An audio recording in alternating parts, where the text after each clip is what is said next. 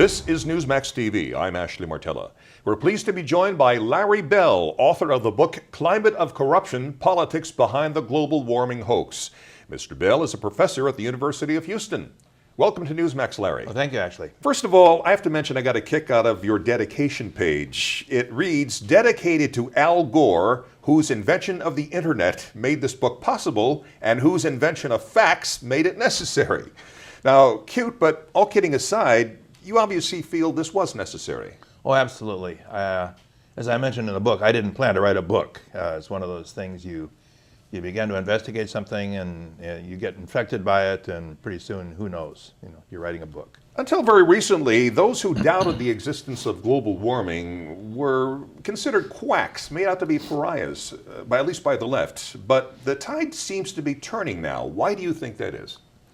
I think it's a combination of things. One is people are looking out the window and noticing that the weather always changes and has been changing and getting cooler, actually for the last 10 or 12 years.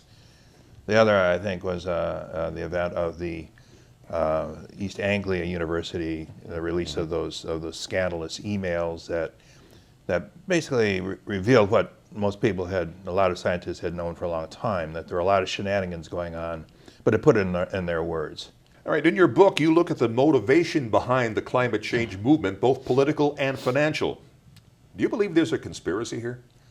I think there are a lot of common interests, shared interests, that benefit from misinformation, and clearly there's a great deal of misinformation. One is the fact that without the climate scare, without the global warming, so-called, and of course global warming occurs all the time, global warming and cooling, without that you couldn't support the anti-fossil movement, the cap and trade, the big push now from the EPA to basically regulate everything, including construction industry. It serves the interest of the offshore drilling in the sense of polar bears being threatened and ANWR drilling issues.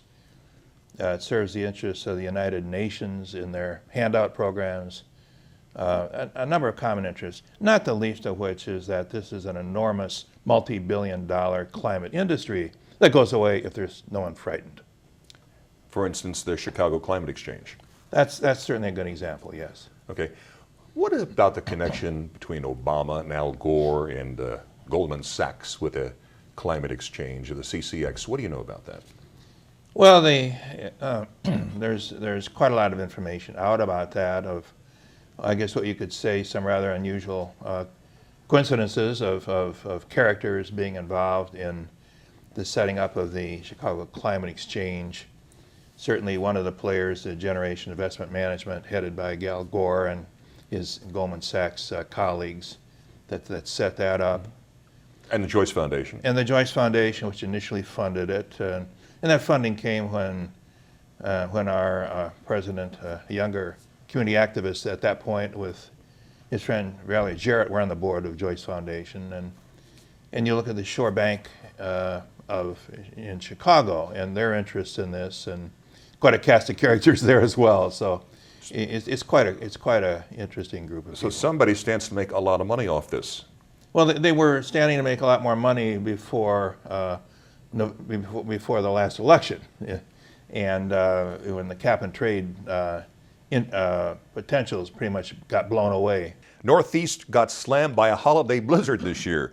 Is that any kind of indication that perhaps not only is there no global warming, but in fact we could be in a global cooling period? Not that so much. The weather is always changing, and you can't take one season or one event. First of all, you have to look at it globally. Last year it was a little warmer than normal in the northeastern areas. It was actually a little bit cooler in the southwest. It was Los Angeles had its coldest July since I think 1926. You can't really generalize from that, but the big driver in climate appears to be, in the short-term stage, the ocean changes which occur on fairly regular cycles, and changes in solar activity. And from those predictions, it looks like we're in for a pretty cold few decades. At least that's the indication. El Nino and La Nina. What's their impact on the whole thing? Big time. We came out of a large El Nino in 1998, which was a warm year. Since that time, we've had cooling. In addition to the El Ninos and La Nina cycles, La Nina being cooler, El Nino, La Nina being cooler, El Nino being warmer, we have Arctic oscillation cycles. The Arctic, Greenland, goes through cycles, 60 to 70-year cycles. Nothing unpredictable about it. It was certainly colder, a lot warmer there 1,000 years ago when Eric the Red and his band settled in Greenland, and it was warmer in the 1940s. All right, what are a couple of the biggest, most blatant misconceptions about climate change? I think the biggest misconception really has to do with the notion of climate since the Industrial Revolution, most particularly dealing with carbon dioxide hoax. If you look at historical climate changes over periods of hundreds of thousands of years, you'll notice that the warming trends tend to precede changes in carbon dioxide. Simply because, I say simply, largely because it's like a bottle of carbonated drink. Warm carbonated drinks absorb carbon dioxide. Oceans do the same thing. And when the climate goes through warming cycles, it releases carbon dioxide from the oceans. So really, carbon dioxide follows rather than leads. The effect of carbon dioxide on the atmosphere is not harmful at all, is it? Well, I wouldn't think if you asked the rainforest, they would say so, because they depend on carbon dioxide. If we're going to penalize producers of carbon dioxide, then every time we exhale, we're breaking a law. The Senate has just passed a $6 billion subsidy for ethanol as part of the tax cut extension. Ethanol has been proven to be useless in energy pricing and can even damage engines. What's your take on this? They damage engines, of course. Ethanol is alcohol. It's nothing more than wood alcohol, and it absorbs moisture. And so I happen to have an antique car, and I hate ethanol because it is very difficult, very hard on my carburetors. But it's also hard on farmland. It's causing farmers to overproduce corn, and we're finding now that with a lack of adequate crop rotation, with the over-fertilization, which we're now these materials are getting into the water tables, and we're finding that the production of this alcohol requires huge amounts of water. So we're finding that where they have the ethanol production, or the alcohol production, it's affecting the water tables of these areas. So ethanol is terribly destructive on the environment. It produces as much carbon dioxide, if you care, as anything else, because it takes petroleum to drive the tractors, to plant the corn, to harvest it, to process it. And there's nothing really you can say about the ethanol, and it produces lousy energy efficiency.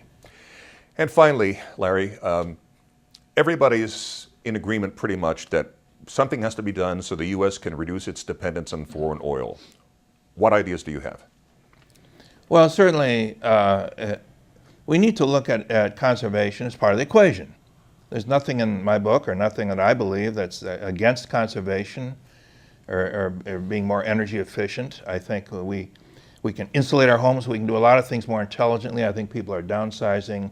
There are a lot of intelligent things. We absolutely have to build nuclear, and that's not going to help us so much on the fuel side, but it will help us on the electrical side. We can use more natural gas for transportation. That's one thing Boone Pickens is right about. He's wrong about a lot of other things.